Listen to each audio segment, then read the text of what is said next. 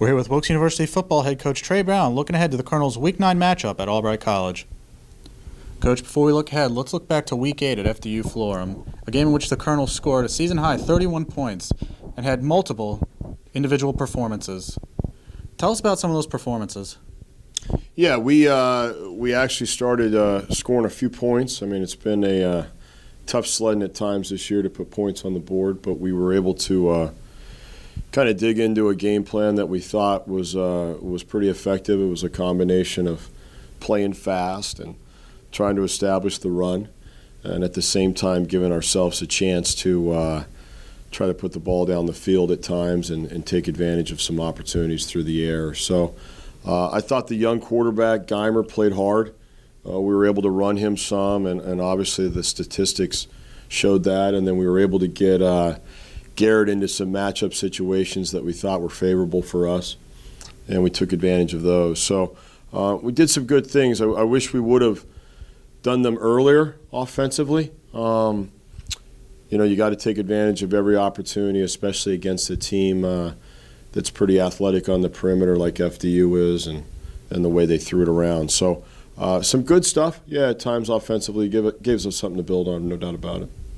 Now looking ahead to our matchup against Albright, tell us about what we've seen on their game film. Yeah, I mean, they're a typical Albright team. I mean, this is my fourth time playing them, and or will be, and they're big and they're physical. They're extremely big on the outside. As far as their wideout group goes, they've got a quarterback that has a lot of snaps under his belt, very efficient. I think their front seven is as good as there is in the league, to be honest with you. They're on par with a Widener and probably a Del Val and a Stevenson, I would imagine. I haven't watched a whole lot of Stevenson yet. So they're really, really physical, very good football team. They'll try to balance the run and the pass, and they're very well coached. So, yeah, it's going to be a heck of a challenge, one that I think we've prepared so far pretty well for.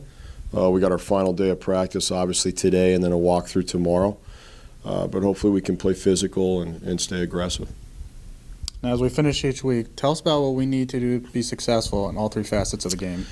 Yeah, I think for me, and this is going to kind of piggyback what I mentioned last week, Adam, I talked about, not allowing the explosive play on defense. And you look at the explosive play last week for us on defense kind of got us a couple times. I think it's no different with Albright. I mean, they have big wideouts, and I'm sure they're going to put the ball up in the air and allow them to go take a chance at getting it out of the air. So we got to do a good job of eliminating or limiting, the explosive plays.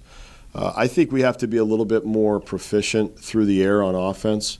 I don't want to get away from us trying to establish the run and being multiple with what we do with different run schemes. I mean, that's kind of who we are right now.